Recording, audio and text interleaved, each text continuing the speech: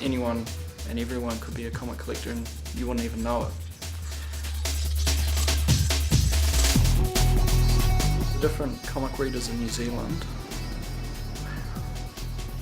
roughly it's just a slice of your average community.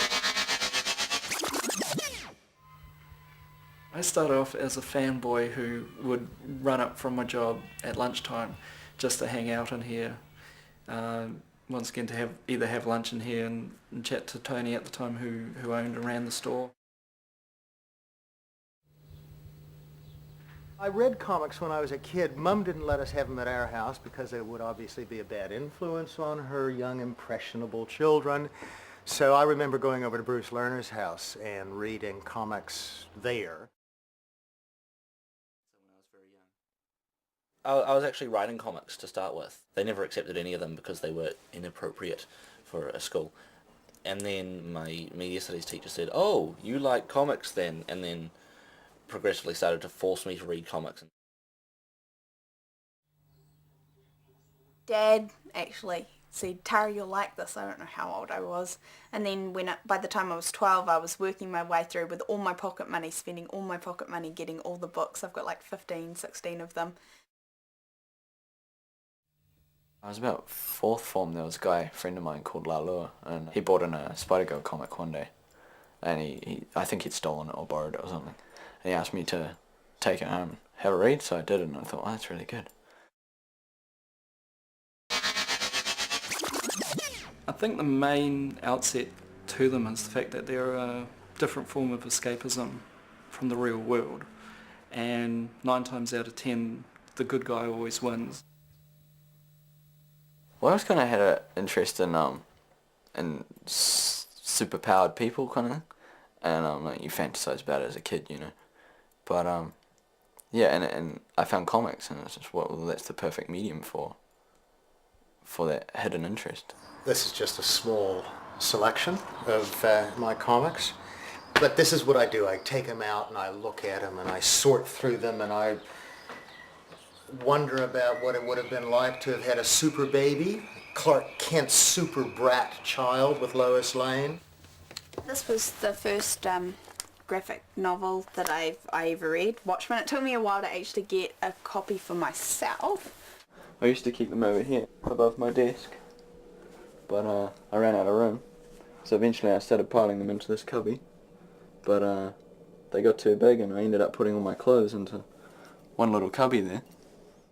I've got about 4,000 comic books.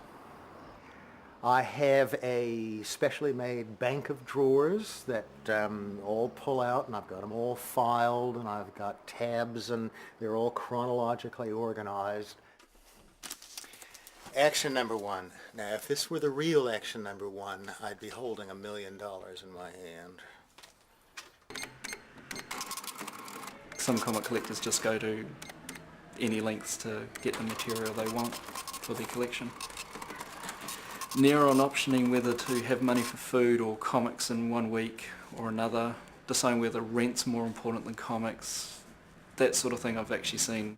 Some days I can get there at opening or before opening time and leave after they close on the weekends, usually Sundays. I tend to tell people I'm going to church. Last Friday, for example, I went down to the comic book store and they brought out the stack, and I really got excited about it. I felt really excited about the fact that here were some comics I was going to be able to go home and read. Oh, well, they're a big part of my life because I'm not that social, so just coming home and just reading my comics is, that's what I do for fun. I mean, I do other stuff obviously, but.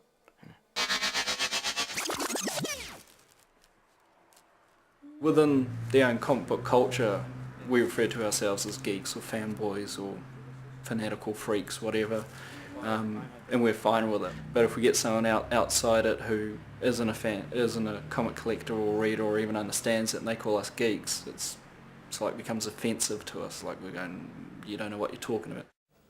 A fanatic is the sort of person who will collect the comics they like and the comics they don't like, but because they're somehow related to the comics they do like, and will get 2 copies of every comic so they can keep one in mint condition to sell later, but never will because they'll die before they do.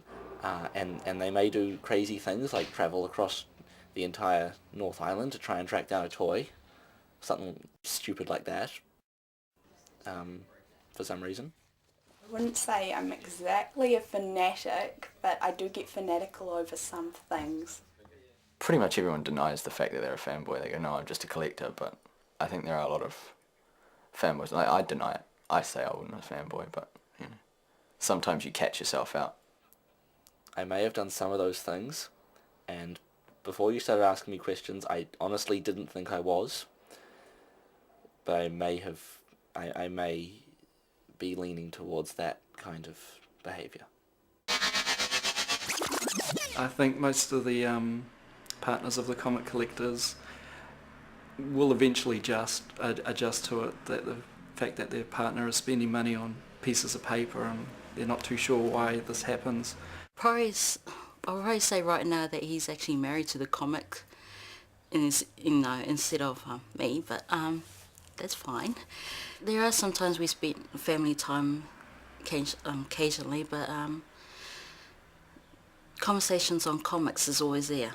My friends, I think it doesn't even faze them. They don't even think about it. They don't look at me and say, oh, it's a comic book collector. It's just Tara, and sometimes she talks about weird things. I'm quite open about it. That's not quite the word. I'm quite forward about the fact that I read comics. I enjoy comics. I have a Superman tattoo, and when I go to the beach, people can't help but notice that. My mother kind of gave up caring 8 or 9 years ago, I guess, because she sort of realised it was completely out of her control. So she doesn't question things anymore. She gets really pissed off with the amount I spend on comics.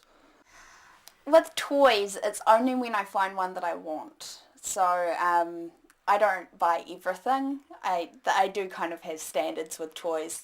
It used to sort of be that I'd have to save up money to spend on comics, and I could maybe afford $40 or $50 a week at very most.